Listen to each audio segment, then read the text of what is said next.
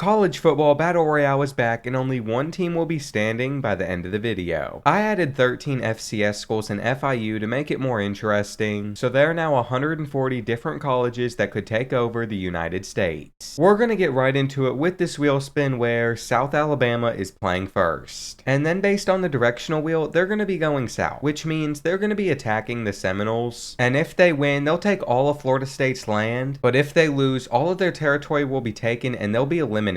I'll be buying the team jersey of whoever wins this thing, and with a few minutes left, the Seminoles look like they're in trouble because they're now on 4th and 6 and they're not going to get it, and South Alabama is going to shock the world. This is what makes Imperialism so good, and I can't wait to see how this 140 team one plays out. Literally anyone could win this thing, and it's time to see who will be attacking next. It is going to be Western Michigan, and they have a couple of big schools around them. I don't think there's anywhere good they can go because like I said, they were doomed from the start. Michigan went out and doubled their score just to make sure they were not eliminated, so the Broncos' dream of having an upset run is not going to happen. I am curious to see how the FCS schools do though, and speaking of them, Southern Illinois is taking the field and they're going to be going to Western Kentucky. This could be good. With less than 2 minutes remaining, Southern Illinois is only down by 1 possession, and they could actually come out and upset the Hilltoppers if they have a good drive. Here they are on a huge 4th and 8. They're going to need to pick it up, and they're not going to get it, so unfortunately the first FCS school to play doesn't get the win. I think that showed that they're going to put up a good fight though, and now Nebraska's up next going to the southeast, which means they're going to be taking on Kansas. I thought it was going to be a good game, but the Jayhawks simply played way better than the Cornhuskers, so they're going to take the entire state of Nebraska, which I think gives them the most land so far. Nebraska and Florida State clearly were not back, and now we have Mississippi State playing, and they're going to be going over to the east. That puts them against Alabama early, and with 2 minutes remaining, they have the ball down by 3, which puts them in a position to take the lead. Alabama's Bryce Young will have a chance to get his team back in it though. He's going to find Jahmyr Gibbs for the first down, and he's going to lose the ball. Mississippi State is going to win. I don't think anyone saw this coming, and this has to be the wildest start we've ever had to Imperialism. I was definitely not expecting the Crimson Tide to go out this early, and now we're going to find out if Oregon will stay alive or if they're going to lose. They'll be playing their in-state rivals, and with 30 seconds left, it looks like the Beavers could win. Assuming their kicker makes this, they're going to be going up by 3, and that means Bo Nix and the Ducks will need a prayer, but they're not going to get it. Oregon has been put out by their rivals, and I don't know if I'd call it an upset, but I definitely didn't see that one coming. That one was close, but believe it or not, it landed on Hawaii, and with that wheel spin, they're just going to avoid the tip of UTEP, putting them against UTSA instead, and with less than a minute left, they have a chance to go down the field, score a touchdown, and get the win. However, that's going to be hard to do when you're taking sacks, so they've put themselves in a bad situation. It is 3rd and 18. They need a big gain. That should have been a pick, and I think Hawaii's dream of making it to mainland USA is not going to happen. Instead, UTSA takes all of their little islands, and now it's time to see who will be playing next, which will be Oklahoma. It looks like they're going to be going to the Northwest, which puts them against Oklahoma State, and I thought this rivalry game was going to be a great one, but it turns out it wasn't. Oklahoma State gets put out in embarrassing fashion, and maybe that's a sign for what's going to come this upcoming season. Over in Las Vegas, UNLV will be leaving to go to the East, and that puts them against BYU. Here in the 4th quarter, the Cougars have only been able to put up 3 points, so obviously they were not able to get the win. With this next wheel spin, it's going to be taking us to my home state, and as a Kentucky fan, I am hoping that Louisville gets put out. They're going to be playing Miami, Ohio though, so I guess it shouldn't be any surprise that they were able to win, giving them a little piece of Ohio. With that result, we have already eliminated 10 teams, and now Mississippi State is playing again after their big upset, so surely they'll take down Central Arkansas. Honestly, this one was never going to be a contest, so this result should not surprise anybody. Mississippi State now has territory across 3 different states, and Mike Leach is looking down, smiling at the team that he put together. Rest in peace to him, and I'm hoping they win it all, but they're still very far away from that. And now we have Syracuse playing against Buffalo, which from the start of the game was pretty much a blowout. I'm hoping we can get some closer matchups soon, and it looks like next up we have another FCS school. I'm definitely curious to see how Drake will do today, but I don't know if they're going to be able to beat Kansas. And the Jayhawks just had a field day steamrolling the Bulldogs. Just another matchup that really wasn't much of a contest, and it's going to give Kansas even more land. Also, boys, if you all could drop a like on this video, I'd really appreciate it because it's going to take about 40 hours. So the support is appreciated, and Louisiana Tech is up next, taking on the Raging Cajuns. And fortunately, we are finally going to get a nail-biting finish. Louisiana has to pick up this 4th and 2 to stay alive, and they are going to barely get it. But that's all that counts. They're only down by 3, so all they need is a field goal. And after some explosive plays, they might be able to get more than just that. They're getting close to the end zone, and they could win this game in the final seconds. On 3rd down, they're not going to get it, so they're just going to send the game to overtime. And after beginning overtime with an interception, they tried to ice the Louisiana Tech kicker, but in the end, it simply just wouldn't matter. After that result, I'm hoping we can have another close finish, and it's time to see which direction Miami will be going. They'll be going north to FAU, and with about a minute and a half left, this one's a tight one. Miami is going to take a lead, and this 2-point conversion would help them even more, but nobody seems to be open, and they're not going to get it. Now all Florida Atlantic needs is a touchdown to pull off the huge upset, and their quarterback is fighting for yards here, but unfortunately the clock is going to run if you are not completing passes. He's about to get sacked, and it all comes down to this 4th and 6 play. Will they pick it up? Their receiver gets them to the 35, and at least for now the upset hopes are still alive. They're getting more yards here, and on 3rd and 6 from the 50 with about 20 seconds left, their quarterback's going to take a costly sack. So it all comes down to this last play, and he's going to lose the ball. It is over. Miami ends up surviving. We were so close to getting a huge upset there, but it didn't happen, and now we're on to the next, where North Texas is going to be going to the east, and that means they have to play at SMU. With about 30 seconds left, the Mean Green do have a chance, but they have to go the length of the field, and with no timeouts, that's going to be almost impossible to do.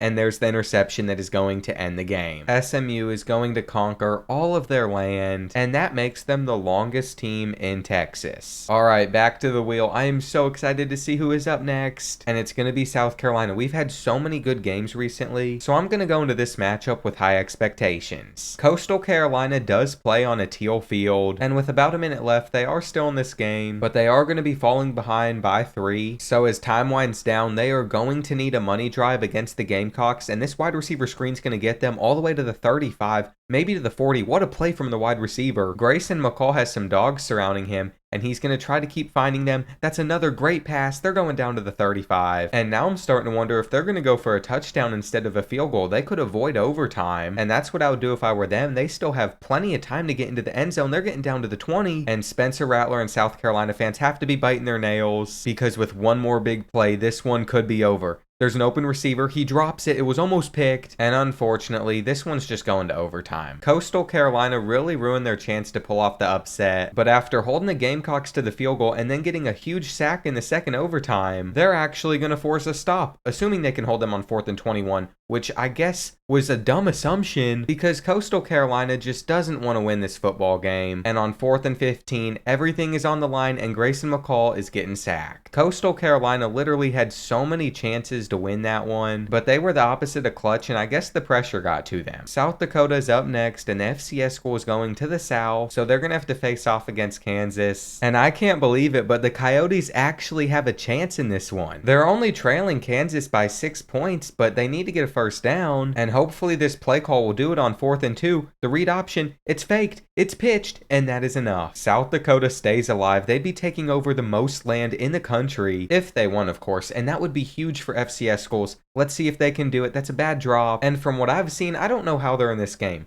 On 4th and 6, they do get it though. So once again, they stay alive and they are not out of this thing. With 30 seconds left though and no timeouts, it is going to be very hard to get all the way down the field. There's another first down, and their quarterback is playing with experience. They're going to get another first down. No, he's marked short, and I don't know if he's going to get the playoff. There's no time remaining. He got the snap, but he's going to get sacked. And unfortunately, South Dakota cannot pull it off. But you know what? I really applaud their efforts there. And now a team that could be a favorite, Clemson, is up next. They're going to try to take over the entire state. And believe it or not, DJ Ukulele got the job done for the Tigers. Clemson now has all of South Carolina, but on a larger scale, that's almost nothing. I do believe they have a good chance at making a run though. And now we have Virginia playing, who I don't think has a chance. I mean, I think they'll take down Old Dominion, which they ended up doing by 22 points, but I just don't think they'll make it very far in the long run. Just 120 teams remaining now. We're slowly getting through this, and we're finally going back out west. I think we've only played a couple games out there, but now Nevada has to take on Oregon State, and so far the Beavers have proven that they are going to be a tough team to knock out of this thing.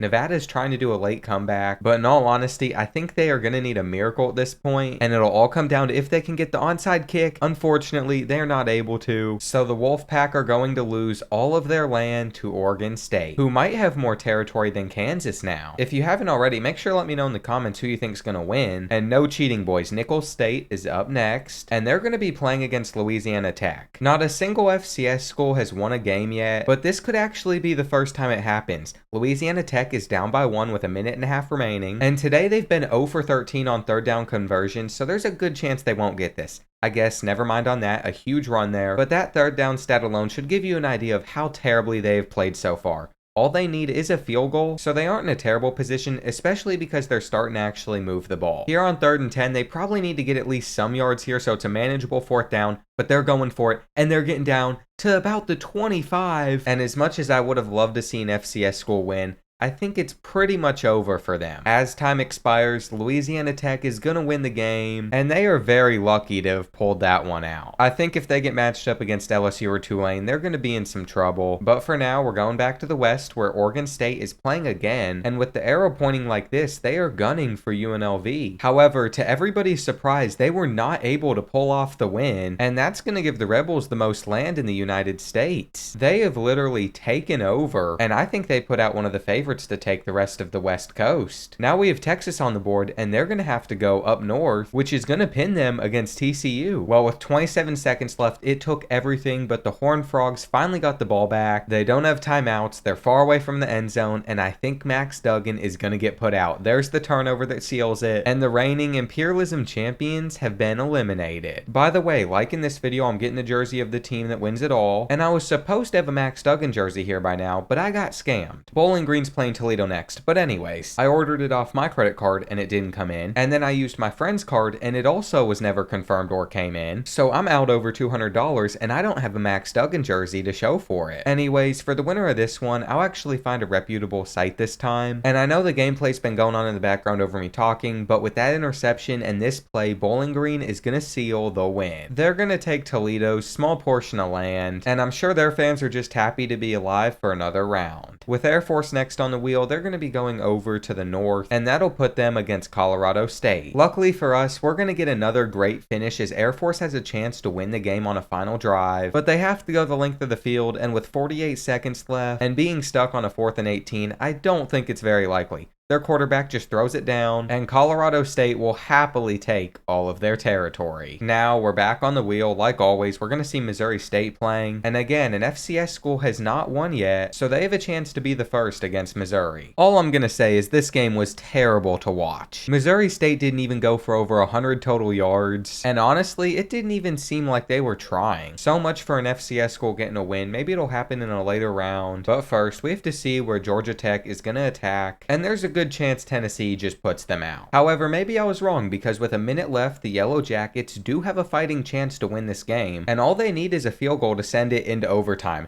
That is a great throw, and honestly, even a better catch. Georgia Tech moving the ball now past the 50, and with 10 seconds left, they've gotten all the way down inside the Tennessee 20. I think they're about to settle for 3, though, and they just have to get the spike off, which they do at the last second, but the time has already wound out. Jeff Sims with the terrible clock management, and that's going to cause his team to get eliminated. It also puts Tennessee and Georgia right next to each other, which would be a great matchup, but I'm curious to see what Jimbo Fisher does with this Texas A&M team, and they have to start out by playing at Baylor. In all honesty, I probably should have expected this result. The Bears are going to be moving on, and they just got a little bit bigger in Texas. Sooner rather than later, we are going to be under 100 teams, and I don't know if Ohio is going to end up making the cut. They're stuck playing at Ohio State, and this result shouldn't shock anybody. The Buckeyes were never going to lose that game, and I'm hoping we have another close game coming up soon, because that one was boring. South Dakota State is up next. They're going to be going to the south, and I feel like they might have a chance to take down Kansas. Kansas. Never mind, it was a complete blowout, and Kansas has been a dominating force in the Midwest. They've been able to acquire a ton of land, and you have to wonder if anybody's going to put them out anytime soon. Utah State's the next team that has to attack, and I think they'll be very glad to just miss the tip of Utah. They have a way higher chance of beating UNLV, but they still didn't play well enough to move on to the next round. After this loss, they're going to get eliminated, and UNLV just manages to keep getting bigger. It really has just been them and Kansas so far, but eventually, surely, something will go wrong for these teams. UTEP is going to have to take on Texas Tech, and like expected, the Red Raiders ended up coming out on top by a lot. This result did not surprise me at all, and by the way, if your team has not played yet, that's honestly a good thing because there's a better chance of them making it to the end. Now we get to see if the Hawkeyes can beat Northern Iowa, and I can't believe it, but with a minute and a half left, it's a tie game, and this would be one of the biggest upsets yet. Their quarterback is slinging it. It was almost picked, but it wasn't, and I think the rain's causing a ton of drops. On 3rd and 10, they need a big play here, and Northern Iowa isn't going to get it. Their quarterback's going to lose the football. The lineman scoops it up, and he's going to get tackled. But on the other side of the ball, Spencer Petras has not done much either. They're going to have to punt again, so this game is just going to continue to be a defensive battle. Unfortunately, this one is going to go to overtime, and I can say that because these offenses are brutal to watch. Also, this game's being played in Arrowhead Stadium since the FCS schools don't have their stadiums in the game, just in case you were wondering. But the Hawkeyes escape with a win, and I can't even lie by saying it was well deserved. Of the 106 teams remaining, only 5 of them are FCS schools, and now Miami is going to be playing again. They're going to be going up north, which will pin them against, I guess, my Knights. Since I'm moving to Tampa, I don't know if I can really claim to be a UCF fan, but I did get the tour of the bounce house and the facilities, which was pretty cool, so I might just have to stick it out and be a Knights fan. They are winning right now, and Tyler Van Dyke is in no hurry to snap the ball, and the game must have glitched out because now there's 20 seconds left.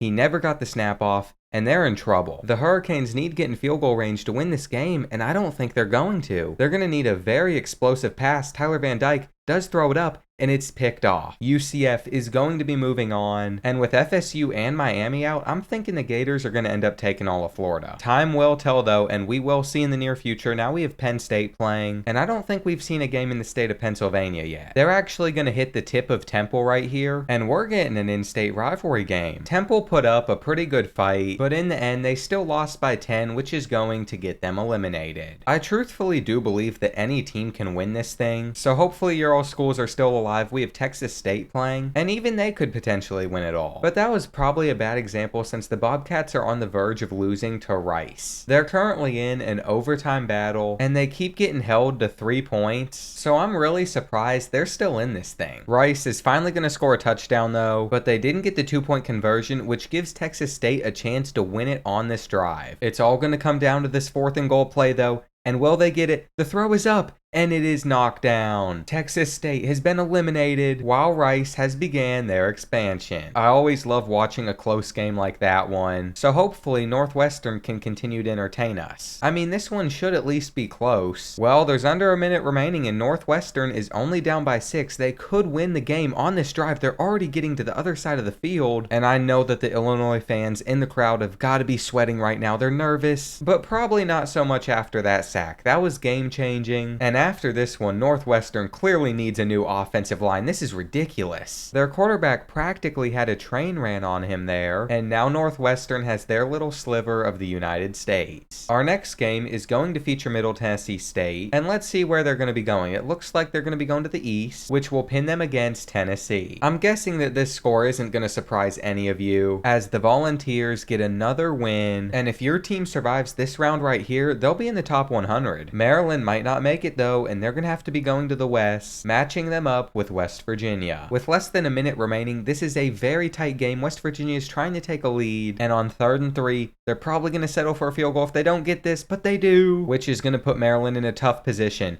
They're passing on the goal line. What in the Pete Carroll? It was literally 1st and goal from the 1, but you know what? They're actually going to run it this time, and that's going to leave Maryland with almost no time to go down the field. However, Tua's brother did just enough to get Maryland in a range for a Hail Mary, and he's going to sling it up, It's going, and it is knocked down. Maryland has officially been eliminated, and these are the last 100 teams remaining in college football imperialism. It's time to see who gets knocked out next though, and it could be UTSA. They have land in Hawaii that is on the line today, and we'll see if Rice can steal it. Well, it turns out they can't. The Owls completely got obliterated, and the Roadrunners just got even bigger. I'd say of all the smaller schools they've played so far, they got a decent chance, but now we get to watch Kansas, who's played a ton already, and they're very lucky it just touched Tulsa's edge. They'd take full advantage of the matchup, and honestly, I was not expecting them to win by this much. I know it's March, but this is still football, it's not basketball, but if you looked at the map right now, you'd think otherwise. I don't know how much longer they're going to be able to hold on to all that land, because as they continue to expand, surely somebody beats them. James Madison against Marshall should be a good one, and it was, as with a minute and a half left, anybody could win this game. Marshall certainly in a better position as they have crept into James Madison's red zone, but I don't know how good their kicker actually is. Even if he hits this, they're still giving James Madison the ball back, and with about 30 seconds remaining, honestly, anything could still happen in this game. However, the Dukes clearly have zero sense of urgency, and they're just gonna have to snap this last ball before the clock runs out. They're getting sacked, and I have no clue what that final drive was, but it sure was not good. You need to have a sense of urgency when the clock is ticking down, and we're about to see which direction Navy is gonna attack. They're gonna be trying to knock out West Virginia, but evidently they needed to try a little bit harder as the Mountaineers doubled their score. West Virginia single-handedly took over all of Maryland, and they've played pretty well so far. Youngstown State is going to be up next though, and there's no way they win at Ohio State. Obviously, it was not a close game, but Youngstown State did end up keeping it closer than I thought they would. They're still obviously going to be eliminated though, and we still have yet to see an FCS school win a game. Arkansas is going to be playing now, and they're going to be going south, which will give them a chance to stop Mississippi State, and that is exactly what they did as they held Mississippi State to only a touchdown until this play. KJ Jefferson got the job done, and now the Razorbacks have a ton of territory. It'll be interesting to see if they're able to hold on to it, but that'll come at a later time. For now, I think we're going to get a great game because the directional wheel just pointed the Wildcats to the Jayhawks. The largest territory in the US is on the line, and with less than a minute remaining, we have a one-possession game, so it's going to come down to the wire, and the Jayhawks don't have any timeouts, which is going to hurt them a ton. There's only about 20 seconds remaining now. They get the snap off. It's 4th and 4,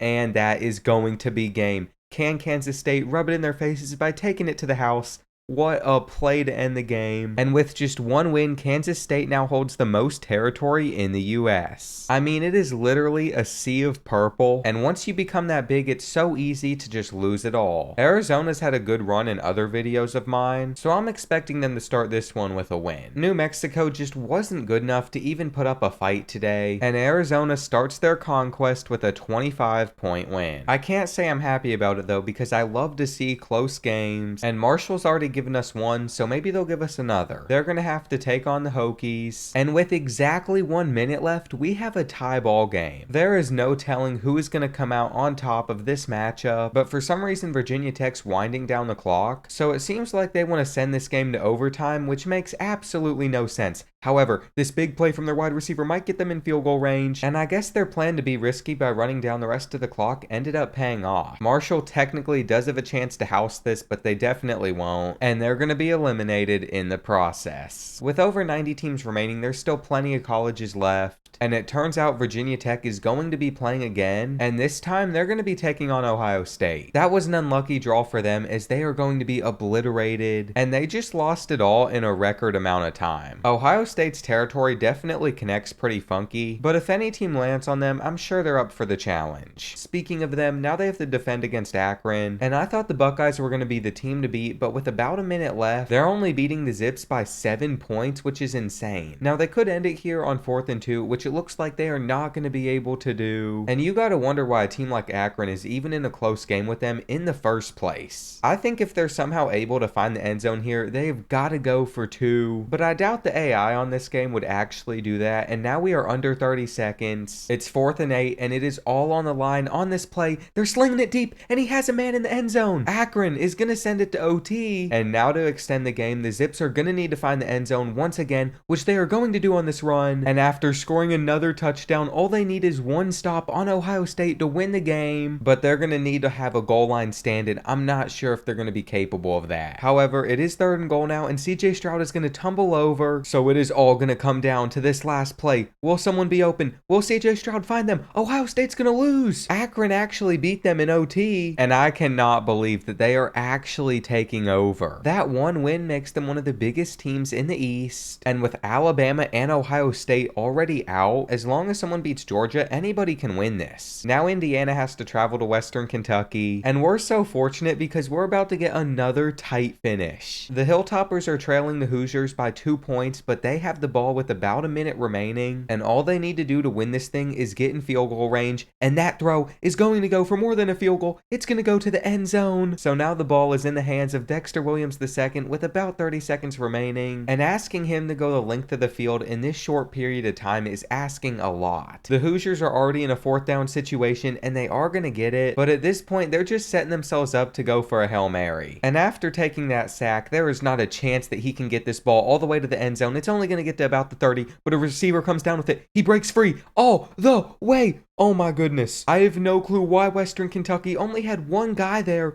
but they just choked their whole lead. And not only do they deserve to be eliminated, but they should probably cancel their entire football program after that. I have never seen a more embarrassing loss, and it really should never happen like that, but I think we're about to get a great game because Arizona State will be playing UNLV. The Rebels have amassed a ton of land, and assuming they recover this onside kick, they are going to continue to take more, but they don't get it, and Arizona State actually has a chance to send this game into overtime. All they need is a field goal. They're going to get in range, and UNLV has completely choked this game away. They had a 10-point lead with 30 seconds left, but now they're going to have to play in overtime, and after opening it with a touchdown, they're trying to hold on to their lead one more time, and here on 4th and inches, they could actually do so. Will they get the stop they need? The throw is off the marks, and they're going to get the win that they should have already had in the bag. I think that makes their territory larger than Kansas State's, and so far, this whole thing has been all about them. Now we're going to see if Georgia can come out and win their first game, and that arrow is somehow going to avoid Clemson and Tennessee to touch Appalachian State. The Bulldogs definitely got lucky with that, and in front of the Mountaineers' home crowd, they're going to make sure they don't score a single point. They are sandwiched between the Volunteers and the Tigers though, so at some point I am sure they're going to have to play one of them. Florida finally gets their first chance to attack, and their first draw pins them against South Alabama. Like the last game, this one was a complete blowout with Florida annihilating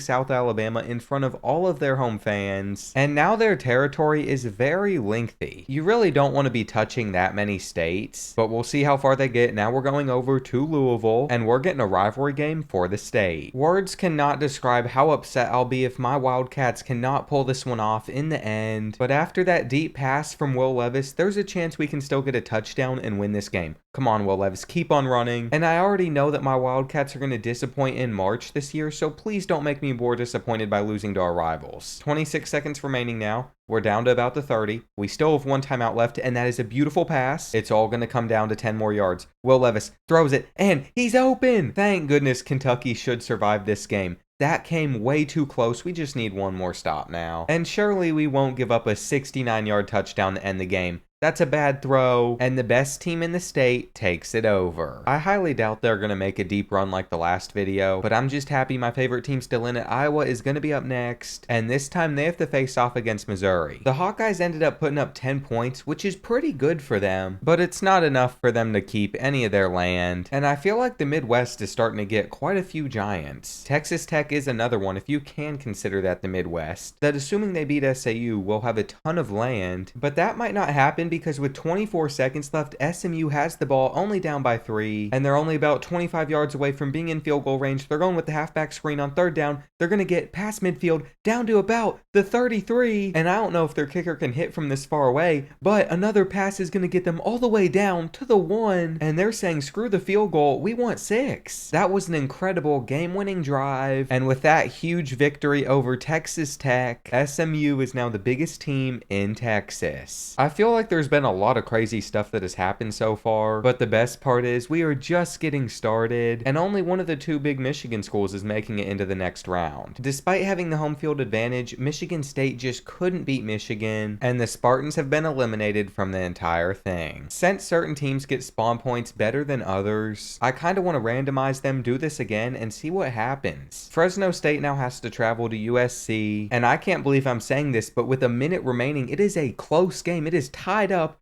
USC throws an interception. What is going on? The loss of Caleb Williams is destroying them, and now that I've seen that he's on the injury report, it makes a lot more sense why this game is like this. However, Fresno State is just running out the clock, so I guess they're trying to make sure USC cannot get this ball back if they don't pick up the first down. It might seem like a smart decision, but it's only smart if they can get in field goal range, and they're not going to be able to. So instead, we're going to get an overtime game, and it feels like it has been going on forever, but maybe Fresno State will end it on this drive. It is 47-44, and a touchdown wins the game for them. We'll see if they're able to get it. They're down to the 10, and a huge upset is on the line. They've continued to run the ball all throughout overtime, but now they're going with the pass. It's over, and it's picked off. USC is going to survive. I honestly thought they were about to get eliminated, but instead they knock out Fresno State, and with that result, we have just 80 teams remaining. Boston College always has a cheat code location, as they can expand a ton without fighting, and that's going to make us have to head right back to the wheel, where Ole Miss is going to be playing, and they're going to be headed to the east, which will put them against the Razorbacks. With 18 seconds left, KJ Jefferson is trying to get his team into the end zone to tie it up, but it's 4th and goal, and it all comes down to this.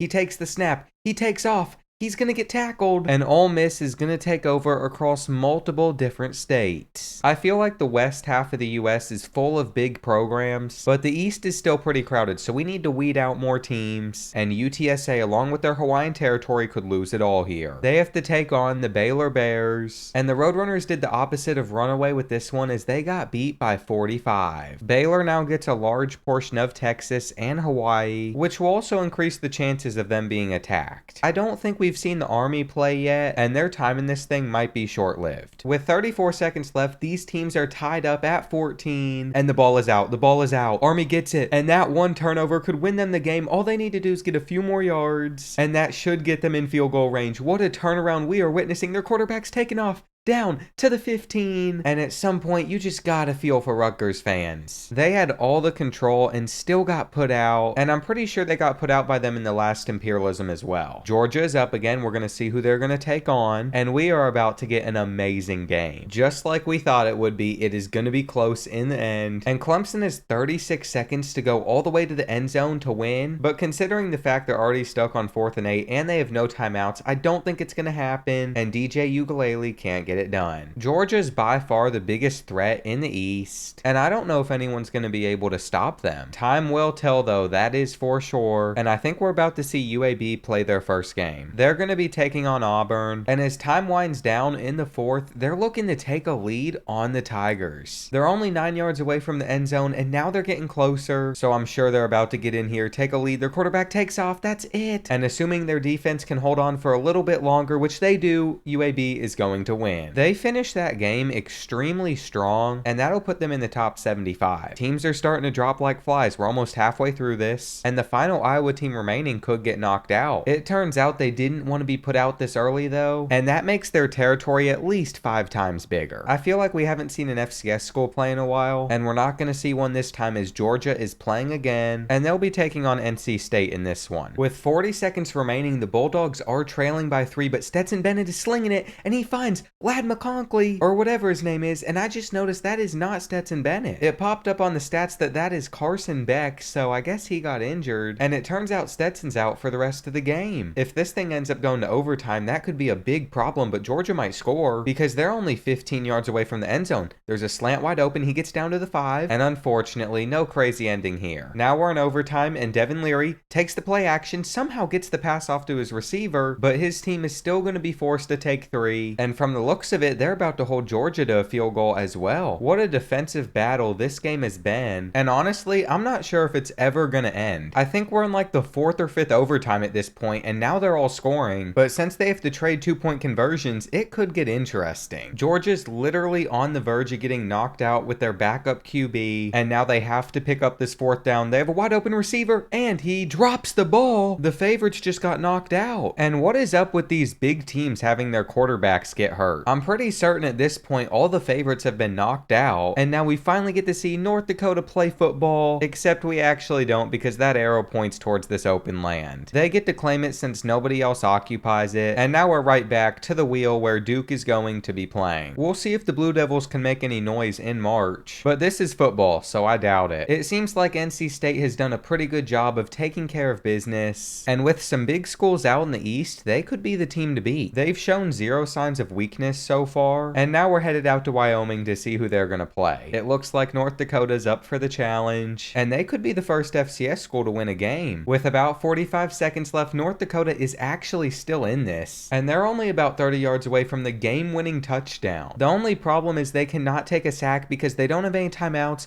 but it's not even gonna matter because their quarterback just threw a dot, and at least for now, they have the lead. I mean, if Wyoming is able to get a field goal in 14 seconds, they don't deserve to win at all, but I think they're about to make history for college football imperialism. They just need to get a stop, and it's all gonna come down to one final play where the Wyoming quarterback is going to take a sack. North Dakota wins the game, and I cannot believe they actually pulled this one off. An FCS school is competing for the most land in the nation, and can you imagine if they ended up winning this entire thing? That would be pure chaos. I don't think it's going to happen, but who knows? Now we get UNLV versus Washington State, and the Cougars are going to take over almost all of the West with this result. I can't believe that the Rebels didn't even put up a fight, but with that result, we are halfway through 140 team college football imperialism. Make sure to let me know in the comments if your team's made it this far. And now one of the Giants are going to be on the attack, going straight for all of the land that Missouri's acquired. We're jumping in to watch this game with a minute remaining where Kansas State is trailing, and that is a huge turnover. If they can even get the ball back here, there's going to be like no time left. And I think the Tigers are about to become the biggest team in the nation, but Kansas State has a chance, and it's going nowhere. Missouri now spans over more states than I can count, and with that win, they're in the top 69. Now we're going to get to see Ole Miss play, who already has a ton of land, and it's all on the line because they have to take on Florida. Only one SEC school can come out on top, and as time winds down, it looks like that team is going to be Florida. If they were smart, they'd run through all the clock, but instead AR-15 throws a dot, and now Ole Miss has a chance to respond back and tie it up. It's 3rd and 10 though, and they need to go down the field in about 30 seconds, but they're committing stupid penalties, and in the swamp, there is no way that they're going to be able to overcome these circumstances as he is tackled short. The Gators now have the weirdest strip of land because it spans from down in Florida all the way up to the top of Arkansas. At this point, teams from almost any direction can attack them, and I don't know how long they'll make it, but for now we have Bowling Green playing, and they have to play at Notre Dame. Honestly, they played way better against Notre Dame than I thought they would, but it still wasn't enough to pull off the upset. I honestly have no clue who's going to come out on top of all of this, and it could literally be everyone with the teams that are remaining. For example, both Tennessee and NC State could go all the way, but only one of them can make it to the next round, and if the Volunteers can hold on to their lead with 26 seconds left, it'll be them. All NC State needs is a field goal to tie it, but I don't think they're going to get it, and since they couldn't get that 4th down conversion, Tennessee's going to take everything from them. For the team that knocked out Georgia, that loss was not expected, and speaking of Georgia, we're about to see if Georgia State can win, but they also have to play against Tennessee, and I was not expecting this, but it is a close game, and Georgia State might tie it up. All they need is another 6 yards to get into the end zone, but that's going to be a drop, so it's all going to come down to this: a handoff. The running back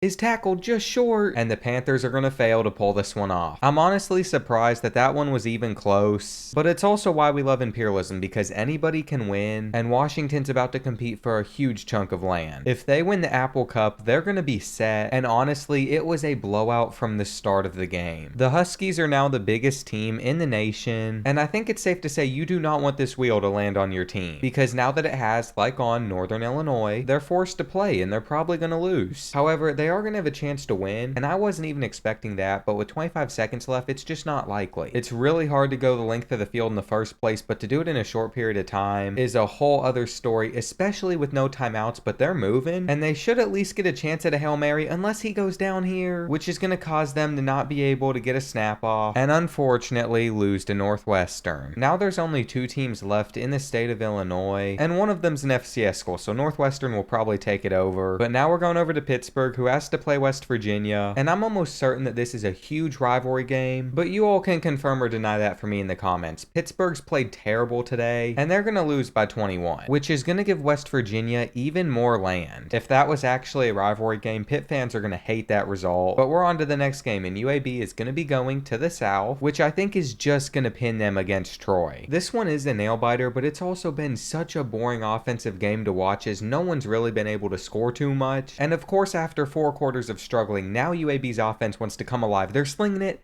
and that interception is going to seal the game. Troy is going to take all their land, and I think that makes them the final team left in Alabama. If you would have told me it would have been them and not the Crimson Tide, I would not have believed you, but Imperialism has a funny way of working out, and now Louisiana Tech is going to attack SMU. The ponies, the horses, the stallions, whatever they are, end up winning by a comfortable 22 points, and SMU is showing no signs of slowing down. That result leaves us with just 60 teams remaining, and now Missouri has been put on the spotlight with all of their territory to go ahead and try and get even more. These teams are very evenly matched up, but in the end it looks like the Tigers are going to double the Cyclones' score, and I think they might just have the most land in the US. It is very close between them and Washington, but it doesn't really matter because it leaves both of them very exposed. Now Tennessee is going to be playing against my Wildcats, and obviously I am not very happy with this result. Kentucky has been eliminated from the entire thing, and now we're going to find out who is getting put out next. We haven't seen Texas play in a very long time, and they're going to be traveling to play at Baylor. I thought the Bears would put up a better fight than this, but Texas is dominated, and they're one of the final 3 teams left in the state. It feels like someone new is going to win this time, and now we're finally seeing an FCS school play again, where they'll be competing for their entire state. Like expected, Northwestern ended up taking care of business, and even Illinois State fans aren't shocked by that. I will say though, of all the FCS schools, North Dakota State still hasn't played, so whenever they get a chance, they could pull off an upset. For now though, Memphis is playing Indiana, and the Tigers just played way better than the Hoosiers did. They're going to be moving on to the following round, and we're getting closer and closer to there only being 50 teams remaining. Vanderbilt's up next. I don't think they've played yet, and apparently Memphis is not off the hook. The Commodores are not used to winning, so this result is shocking everybody, and what a phenomenal start they are off to. I feel like we haven't had a very close game in a long time though, so I'm ready to see a good ending. I want to see something close, and maybe Notre Dame versus Northwestern will provide that for us. I'm going to take that back almost immediately. The Irish just steamrolled the Wildcats, so once again we get another one that was just never much of a contest. I'm desperate at this point for a good game, and we're about to see if North Dakota State can give us that. They're going to have to play at Missouri, and with 55 seconds remaining, they are not out of it yet. They're only down by a touchdown, and they still have to go 50 yards to get to the end zone, but their quarterback is slinging it, so I'd say they have a decent chance. He finds another wide open receiver, and after clocking it, they still have half a minute left, but I don't know if they're even going to get a chance because it's 4th down. Their running back somehow gets free. He's going down to the 10, and North Dakota State is so close to pulling off the upset. Their quarterback throws. He finds the receiver, and the Bison are so incredibly close to pulling it off. I cannot believe this. Missouri played so well throughout this entire thing. They have like the most land, but unless they score on this play, they're about to lose it all to North Dakota State.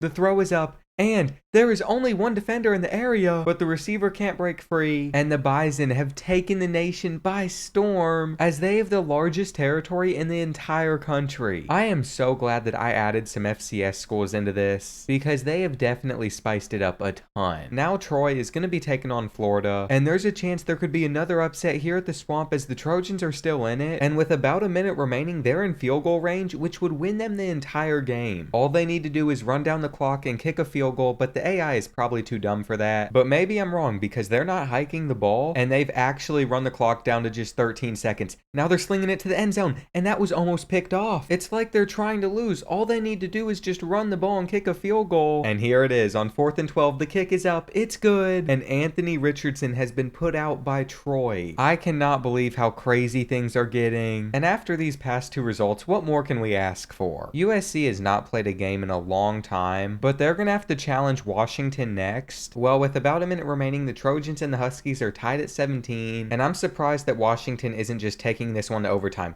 Penix is slinging it down to the 50, and I guess the Huskies are gonna go for the win. They weren't gonna settle, they weren't gonna punt.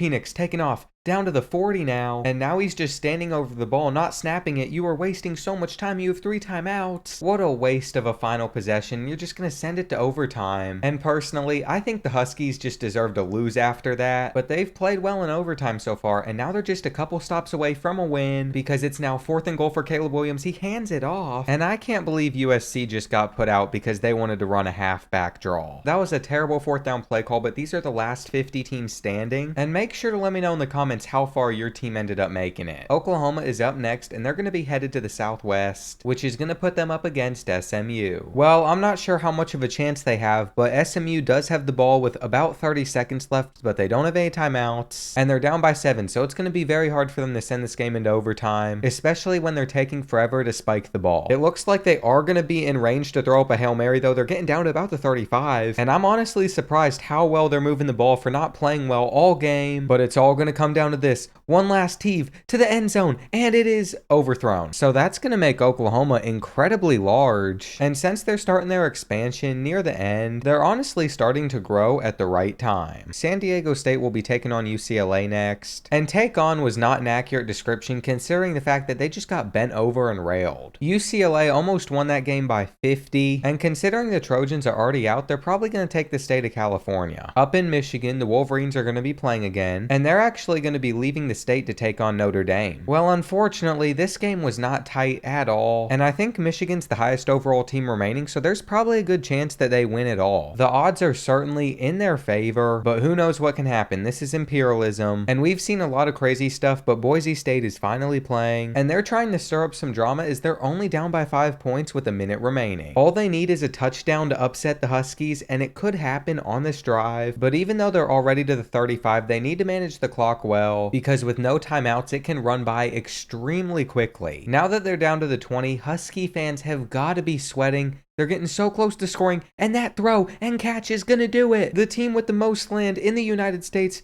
could be about to lose. They still have a chance, but they're gonna have to go probably about 40 yards in just under 30 seconds. And with 3 timeouts still, it's a real possibility that they're able to pull it off. They only need about 20 more yards now. Michael Penix is gonna get them another 5, but this next play needs to be explosive, and it's not gonna be. So it all is gonna come down to one final heave to the end zone, which is up, and there's an open receiver. Washington pulls it off on the last play, and Boise State has choked what would have been an incredible upset win. I cannot believe they gave up a touchdown on the final play, but we have seen that happen multiple times now, and the Bearcats are finally going to take the field. Once again, this Akron team is on the verge of pulling off an upset, and after they knocked out the Buckeyes, I'm not even going to question this. I have no clue why they're playing this well, but they're doing an amazing job locking up Cincinnati, and unless they give up a last-second touchdown, they should be moving on to the next round. Here goes the heave though, and that is going to be picked off.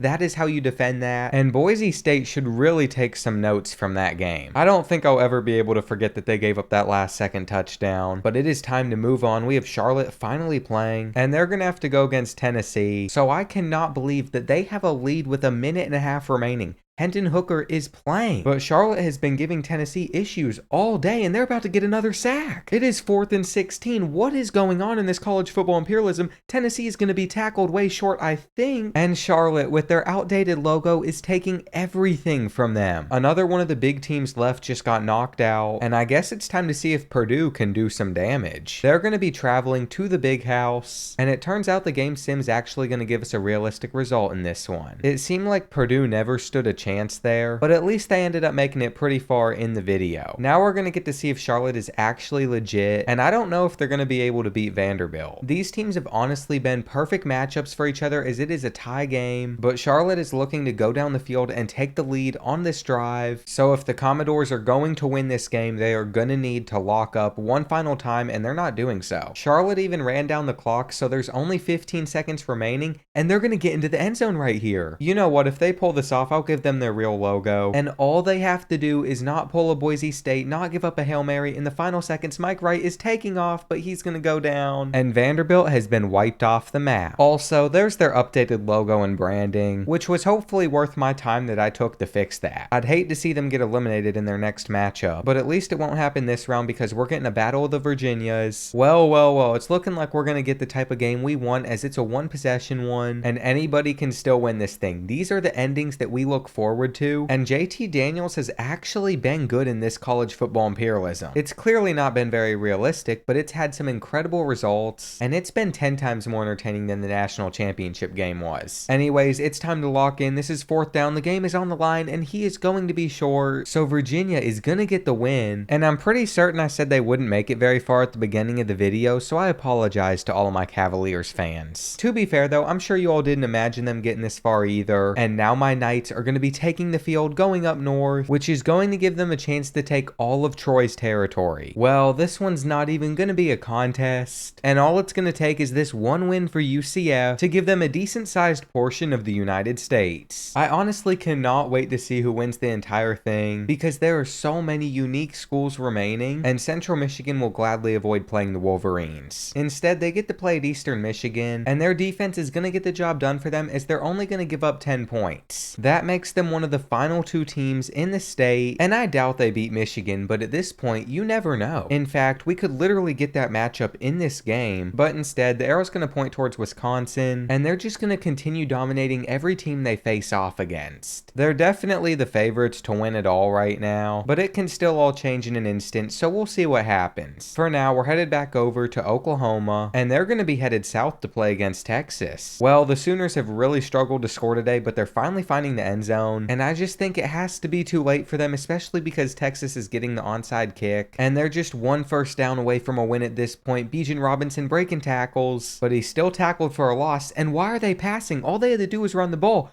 They're going to be marked short, and I guess it's all going to work out for the Longhorns because they burn through the clock, they go up by 10, and they steal all of the land that the Sooners work so hard to get. I guess they're the better of the 2 teams joining the SEC, and I cannot wait to see how that plays out in a couple of years. And now UCLA is going to be challenging Washington. Also, I just realized I never gave Texas Hawaii, so here's their updated land that they should have got when they beat Baylor a long time ago. I apologize for the mistake, but hopefully this game will have a good ending so that can make up for it. And with 28 seconds left, DTR needs to get UCLA to the end zone if he wants his team to have any chance at coming back against Washington. He's managed the clock pretty well so far, but that check down is not going to reach the first down marker. So after spiking the ball, there's only 7 seconds remaining. It's 4th and 2, and UCLA is going to get it, along with getting out of bounds, setting up for one final play where they're going with a wide receiver screen, I guess. That is never going to work. Washington's gonna win, and all of Southern California has been taken over by the Huskies. I feel like at some point Utah's gonna play and just ruin everything, but they have still not been landed on, which is incredible, and we gotta go back over to the East Coast to watch Army play Penn State. This one ended up being a complete blowout as the Nittany Lions offense could not be stopped today, and that's gonna be it for Army. That leaves us with just 35 teams remaining, and of course Boston College is still alive in this. They still don't even have to play anybody, and I swear their starting point is a cheat code. It practically sets them up to make it to the end every time, and now Washington has a chance to continue their remarkable run. This is going to force them to take on Utah. It looks like the Huskies are about to go up by 7, but that's going to give Cam Rising in Utah a minute and a half to go down the field and respond back. They're going to need a touchdown if they want to send this game into overtime, and that's a beautiful throw, but they still have a long way to go if they want to reach the end zone, and that throw is gonna seal the game for the Huskies as Washington cannot be stopped. I thought for sure that they would be knocked out by now, but they continue to find ways to win some of these games, and Southern Miss is hoping they can find one of those ways against LSU. Unfortunately, this one was never a contest, and I'm pretty certain the Tigers just got their first win. I'm telling you all, it is a blessing to not get drawn till the end, and it's honestly the only reason teams like Colorado State have made it this far. Now they have to battle it out for their state, and the Buffaloes were able to win this one without breaking much of a sweat. The state is now all theirs, and I can't wait to see what Deion Sanders can do with their program. Penn State is back up on the attack, and they're going to make Boston College actually have to play. Well, I cannot believe what I'm saying, but Penn State better be ready to move on to Drew Aller because Sean Clifford did not get it done today. And don't let these garbage time points fool you. The Eagles simply came out and played like the better team today, and with most of the good teams already out, they could make a run. With the recent results of Penn State and Utah being eliminated, I'm pretty sure that leaves Michigan as the clear favorite to win it. I mean, teams like Ball State are going to get their chance, but the Wolverines are clearly just on another level. They've taken over quite a bit recently, but surprisingly on the full-scale map, it doesn't really show. I am impressed that there are still 3 FCS schools remaining, and I'm intrigued to see how far they're able to go. Houston's first game was always going to be against Texas, and as time winds down, it looks like either team could still win this game. The Cougars have a chance to get a huge stop here on 3rd and goal,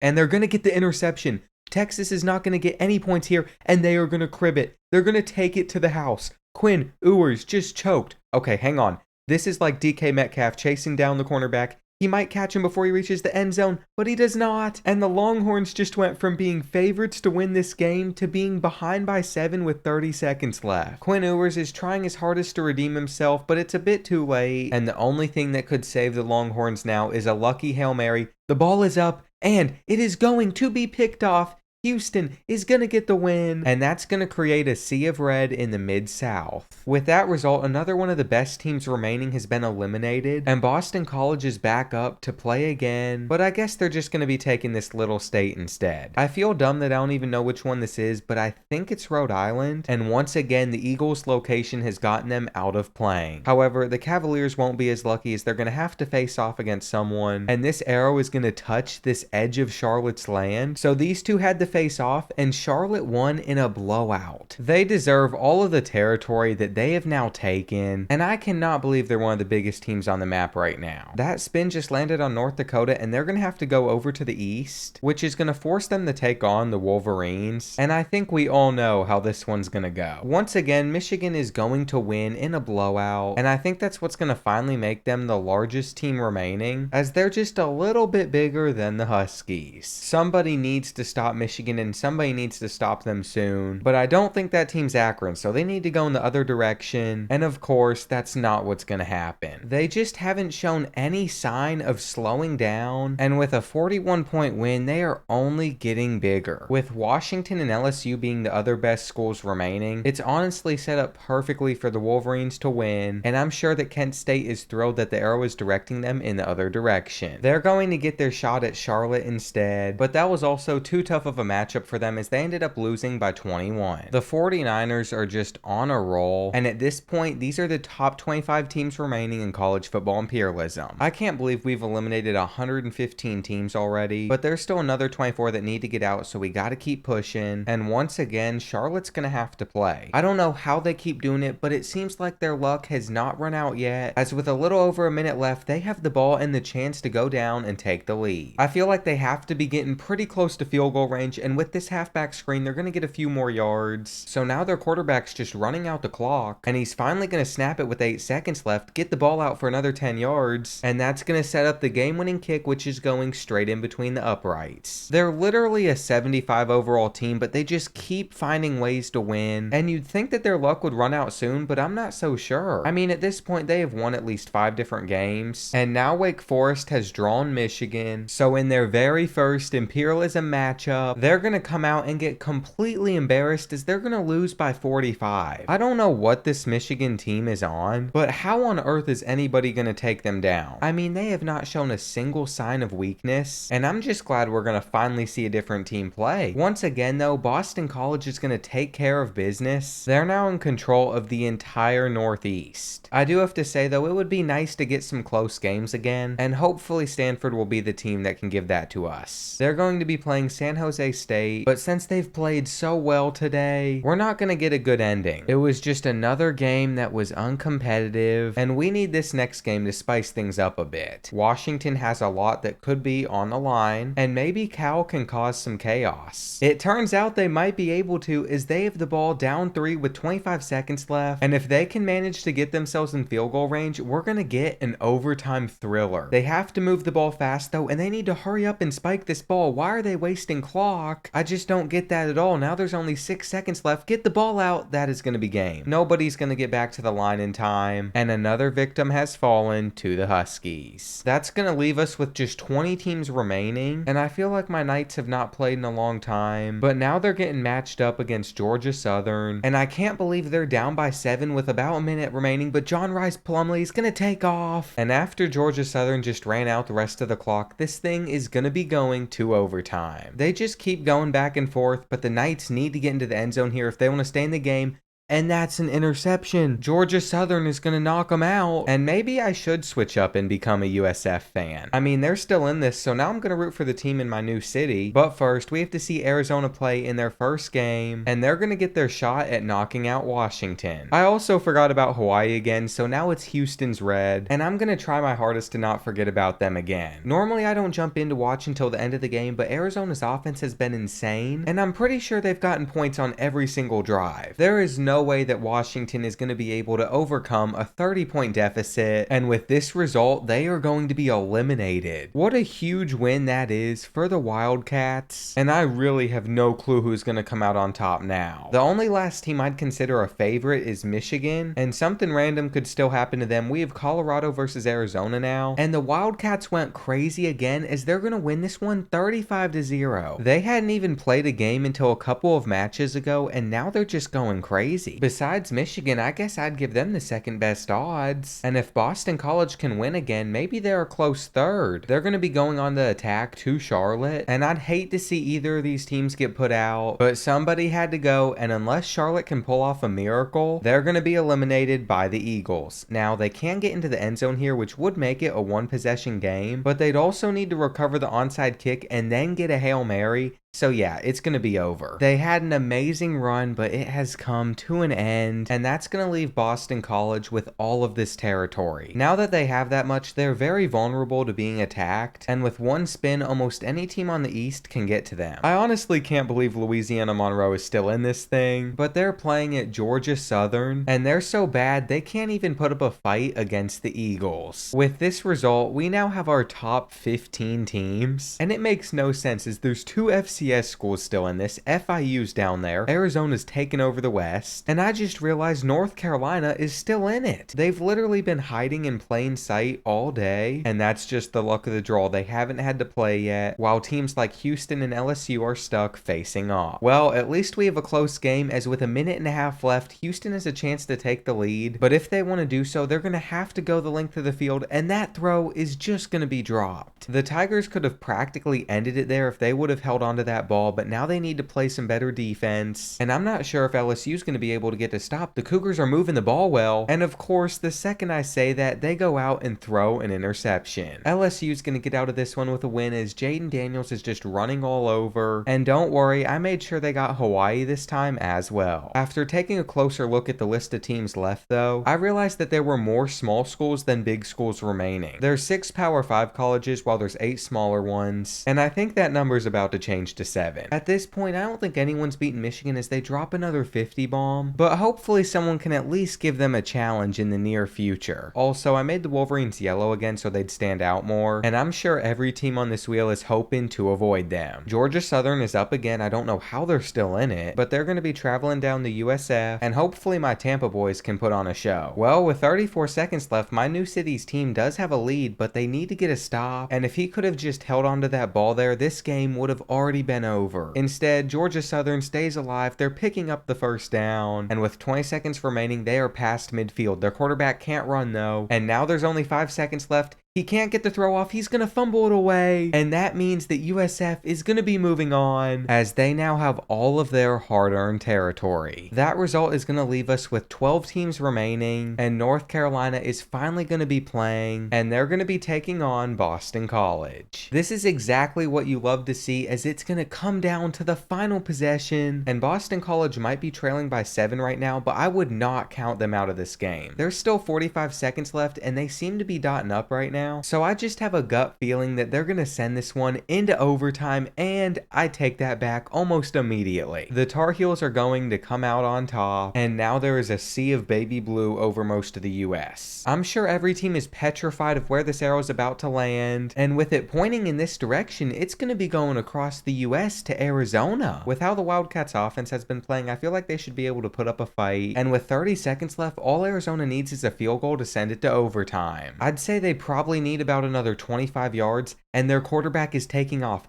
Jaden Delora is getting down to about the 47, so there's still a chance. He's hiking the ball. Now 10 seconds remaining. He finds his receiver down to about the 40, and apparently that is out of their kicker's range, as they are going to be going for the Hail Mary, and it is going to fall short, but somehow there is 1 second left, so they're going to get one more crack at it. The ball is up, and it is not caught. Arizona just can't pull it off, and with 10 teams remaining, Michigan literally has at least half of the territory in the United States. I think there's only a few teams left that could actually beat them, and I think we all know that North Dakota is not one of those teams, but since they're surrounded, they're forced into this matchup, and the Wolverines are going to take care of them with ease. Props to them for making it all the way into the top 10 though, and if there's any North Dakota fans watching, I'm sure they're thrilled with that finish. They made it way farther than anybody was expecting them to, but now we're going to get a matchup between these two smaller schools, and in the end, the final FCS school has been eliminated. Once again though, they stayed alive a lot longer than anybody would have expected them to, and now we're down to just 8 schools remaining. It looks like USF is up next to play, and with the arrow pointing north, they're going to have to take on the Tar Heels. Unfortunately, this game ended up being a pretty big blowout, and the Tar Heels take over Tampa and the rest of the Bulls' territory with that win. I have a feeling it'll probably come down to like Michigan and North Carolina, but we have to see what these other schools end up having in the tank, and imagine the scenes if Arkansas State somehow upset Michigan. Well, I was not expecting this, but it is a 1-possession game with 2 minutes remaining, and I know the odds of Arkansas State winning are still low, but there's a chance for them. If they want to stay in it though, they're going to need to get this 4th and 2, and the handoff is going to go for way more than 2 yards, which is going to keep this drive alive as they keep moving down the field. Now the clock is under a minute, but they keep on advancing the ball, and I'm starting to think that they actually find the end zone on this drive. They still have a timeout remaining, so I don't think the clock is going to end up being an issue for them, and at this point, they probably need to make sure they don't score too soon and give Michigan time to score as well. I ended up accidentally skipping the touchdown, and it won't let me go back and watch the replay, but I think that's going to be the play that's going to send this game to overtime unless Michigan can get in field goal range. If JJ McCarthy somehow leads the miracle drive, all of the Wolverine fans are going to love him, and they are one 15-yard play away from getting it done. He can't get the throw off though. And ladies and gentlemen, I think Arkansas State has come into the big house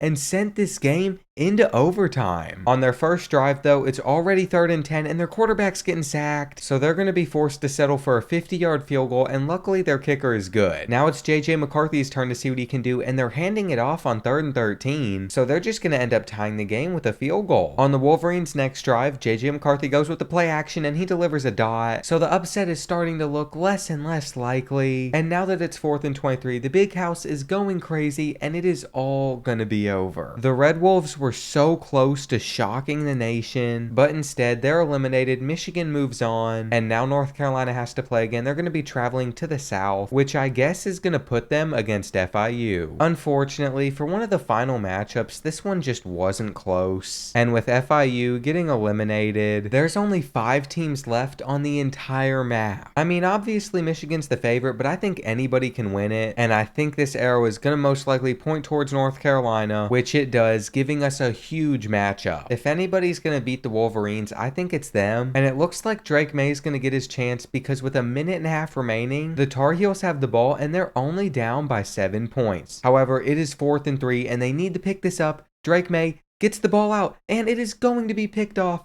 The Wolverines are going to be going on to the Final Four. They're getting a touchdown off of this just for the disrespect. And North Carolina is going to come up short at home. Well, pretty much the entire United States is already yellow, but who knows what is going to come next. Michigan's playing again, and this time the arrow is going to make them play against somebody south. Now, since LSU is blocking off Tulane here, I think this one has to be against the Tigers, and it's time to see if Michigan can win at Death Valley. Well, with 40 seconds left, they do have a chance. It is 4th and 15 though, but Jaden Daniels finds the receiver, and now LSU is already at midfield, but he is going to be taking off here, and this is going to burn through a lot of clock. Well, now there's only 20 seconds remaining. He's taking off again. He won't get the first down, and I think him trying to scramble is pretty much going to lose them this game. It'll all come down to one final heave. They've only put up 7 points today, but he slings it to the end zone, and it is picked off. Michigan is going to win again, and with that result, there's only going to be 3 teams remaining. At this point, you do not want the wheel to land on you, and there's no way that Stanford isn't going to be playing against Michigan here. They literally have them surrounded at like every angle, and thank goodness I remembered to fix Hawaii. It really is looking like the Wolverines are going to take it all, and if Stanford's going to win this one, they need to score fast. They're still behind by 13 with less than 2 minutes, but they're going to get a touchdown, and to stay alive, they're going to need a 3rd down stop here, which they get. So by the looks of it, a comeback is a real possibility, but they need to go about 80 yards. And here on 2nd down, Tanner McKee doesn't get it out. So I'm starting to think that once again, the Wolverine defense is going to hold strong when it needs to the most. And it's all going to come down to this 4th and 7 play.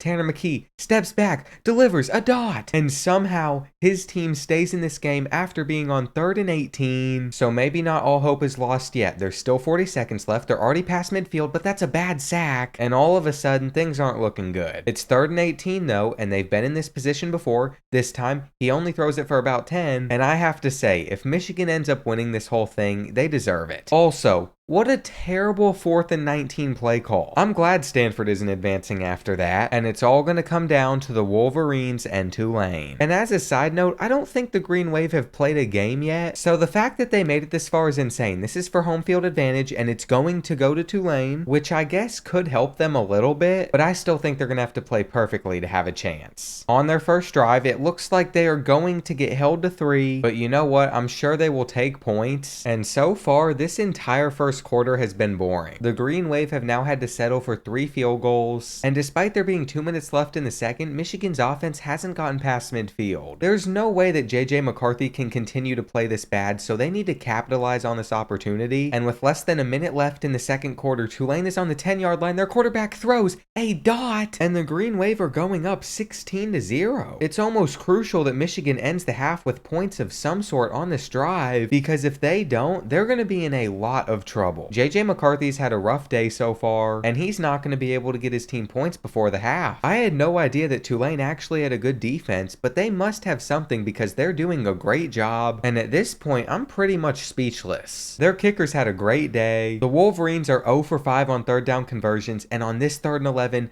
maybe they'll finally get one. Blake Corum doesn't get it, but if you're a Michigan fan, there's finally some good news. They were finally able to get into the end zone, and they could get the ball back here if they can stop Tulane on 3rd and 8, but they're not going to be able to do so, and that means that on this 3rd down, they're going to have to come out with some good defense, and they're going to get the stop. Now, the Green Wave are going to wind down the clock before they punt it back, so that's going to give the Wolverines less than 2.5 minutes to score twice, but it seems like JJ McCarthy is finally starting to play a little bit better, and we'll see if he can somehow pull off the miraculous comeback.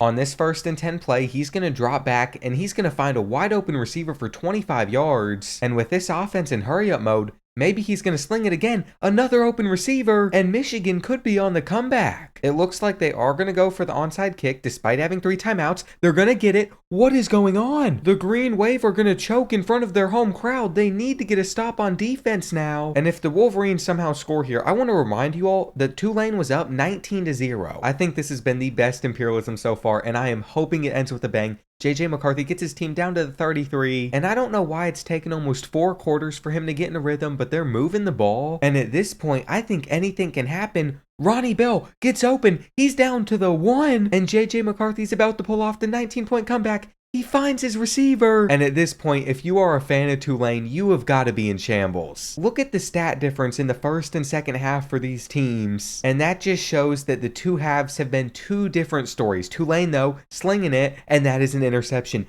That is game. The Green Wave have choked. And if Michigan gets a first down, it'll officially be over. Just 5 yards stand between them and winning Imperialism. They're not going to get it here. And I guess this is why you hold on to all 3 of your timeouts. Tulane doesn't get the stop though. And Michigan has officially won college football Imperialism. I cannot believe they just pulled off that comeback. And the Wolverines definitely deserve to be taking home this one, as the entire nation is now gold. And I'm definitely going to have to go with a JJ McCarthy jersey.